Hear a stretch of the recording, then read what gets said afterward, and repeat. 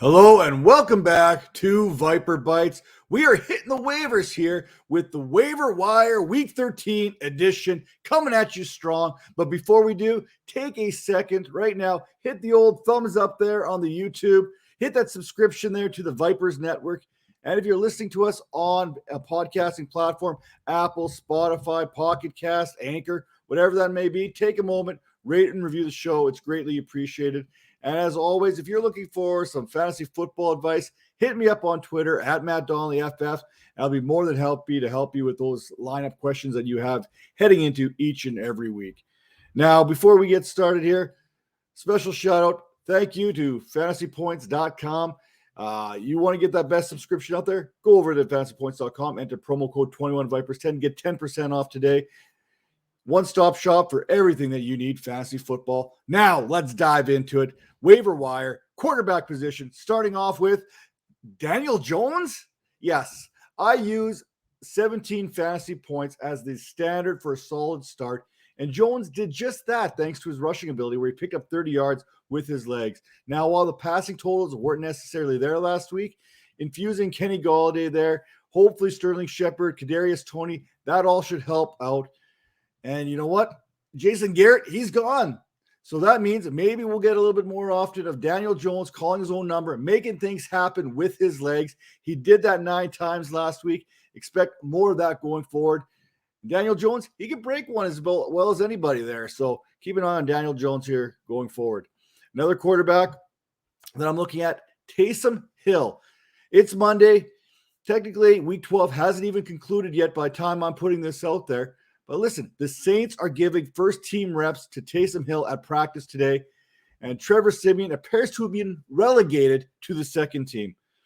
With the Saints playing on a short week, this is important, especially with his rushing upside and games against Dallas, the New York Football Jets, Tampa Bay, and Miami all coming up on the docket. Now, another quarterback I'm looking at here to grab off the waivers, Tua Tagovailoa.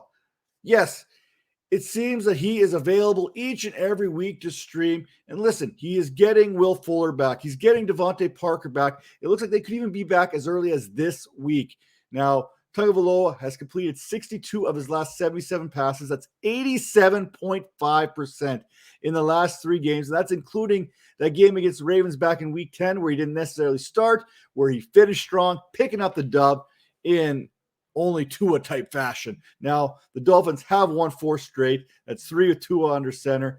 And look, this Giants defense looked like they were getting kind of back on track, holding Jalen Hurts in check last week, but they've still allowed the 13th most fantasy points per game to quarterbacks this season.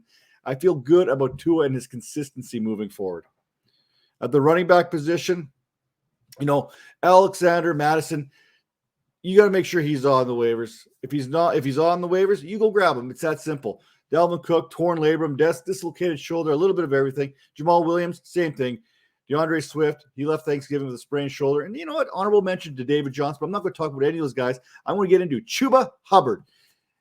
Yes, Christian McCaffery is back on the IR. That means his season is done. Now, I know you're going to hear a lot of Amir Abdullah kind of coming up there. He has a passing back type role moving forward. That's where I kind of envision him. And heck, if Cam Newton's only completing 5 passes per game, there's a good chance that Abdullah doesn't really have much of a factor moving forward. Now, Hubbard was productive last time that McCaffrey missed time, and he's thrusted back into that starting running back role.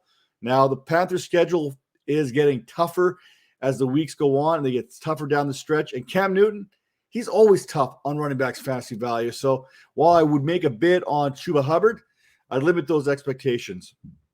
Now, Boston Scott's another running back that's been on the waivers the last couple of weeks.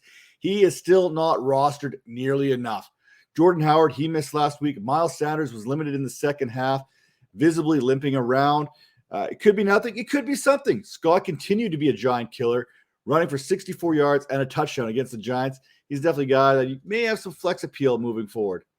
Another running back that we're not talking about nearly enough, nor really should we, has been Tevin Coleman. Now, low rostership, under 20%. He had 18 touches against the Texans. With Michael Carter on IR, he finished with 47% of the running back snaps, thanks to the Jets protecting the lead in this one. I still have the feeling that if the Jets are trailing, which more likely than not, we're going to see a little bit more Ty Johnson. But you know what? give Coleman his due. He averaged 4.2 yards per carry and finished with 67 yards on the ground. Next up, the Philadelphia Eagles. Now another running back, Matt Breida. Okay, I'm biased only because I've been calling him the Bills' best running back since back in July. And while Singletary outsnapped him, outtouched him, Zach Moss was replaced by him. And he outproduced, which is the key here, Singletary in fantasy with 13.5 fantasy points last week to Singletary's 5.8.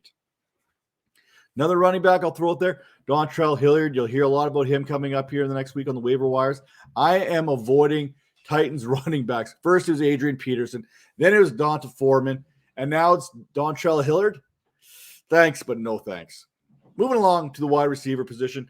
Shout out, honorable mentions to Russell Gage, Van Jefferson, and T.Y. Hilton versus the Texans this week. Yes, T.Y. loves himself some Houston matchups. But you know what? We're going elsewhere here with these wide receivers. And we're starting off in New York with Kenny Galladay. Sure, he is rostered 60% of leagues, but that means he's still available in 40% and was targeted 7 times by Daniel Jones, hauling in 3 of those for 50 yards in a victory over the Eagles. More help is on the way. Sterling Shepard, Tony, we kind of mentioned that. But Galladay, regardless of who comes back, should remain that red zone target for Daniel Jones. Another wide receiver, Josh Reynolds. We have a clear wide receiver 1 in Detroit. Okay, that's really not saying a whole heck of a lot, but I almost guarantee you that Reynolds is on the waiver wire against the Bears with Goff, not Boyle. Reynolds saw 5 targets, completing the process 3 times for 70 yards and a touchdown. I'm starting to wonder if the Titans may be missing them a little bit in their lineup, maybe regretting cutting him, but that's neither here nor there. Now, another wide receiver, Kendrick Bourne.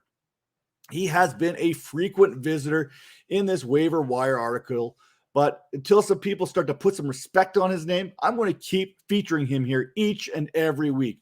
Okay, full disclosure, I'm not in love with this matchup. It is the Bills. It kind of goes against one of my rules about starting wide receivers against Buffalo. But if some dude named Little Jordan can post 47 yards receiving, I think Bourne will be able to do that and a little bit more. You know what? Watch this turn into a Nelson Aguilar game just because of how this is all shaping up. Now, moving over to the tight end position, not happening. I told you all to leave Evan Ingram alone last week. Y'all didn't listen, and that's what he did to you. Now, he's got another friendly matchup against the Dolphins this week, but you know what? That matchup against the Eagles was just as good, if not better. I'm still avoiding Evan Ingram. I will not fall for this trap. He will not make me fall in love with him again. Who I do love, Foster Moreau. Now listen, Darren Waller had to leave Thursday's game against the Dallas with a knee, and he did not return. I would expect him to be ready, but if I am a fantasy manager with Waller, I am handcuffing my tight ends at this point. We are in that push for playoff supremacy, and I want to make sure that I'm covered at all my fantasy assets. Now, if Waller does miss this, you know Moreau can step right in there and produce for you. So give me some Foster Moreau moving forward. Another guy I like this week, Cole Kmet. Justin Fields is still dealing with some broken ribs there, which I believe will sideline him for one more week. Thus, we get one more week of Andy Dalton and more Cole Kmet action. That combination was pretty solid last week. With Dalton, Kmet saw 11 targets, catching 8 of them for 65 yards. If Robinson is out, it's really only Darnell Mooney and Cole Kmet as the primary targets, even against a solid tight end defending defense such as Arizona. The final waiver wire guy I'll give you, another tight end, CJ Uzomah. Okay, going back to the Bengals tight end after a couple of rough weeks there against the Raiders, which was a good matchup. The Steelers, not so good. He faces a Chargers defense that is near the bottom when it comes to defending tight ends and have allowed tight ends to score 4 times in the last 3 weeks. No tight end scored on him last week, so you can kind of do the math there. Yeah, you know what? Fire up CJ Uzomah. That being said, this has been your Week 13 waiver wire edition. We're coming at you strong each and every week. We got starts and sits. We got primetime matchups. We're going to hit up Thursday night, Sunday night, Monday night, whatever night. We're going to give it to you each and every day. So stay tuned. More coming down the pipeline there. And of course, head over to fantasypoints.com. Enter promo code 21Vipers10. Get 10% off that subscription today. You know what? We'll see you later. Take care now.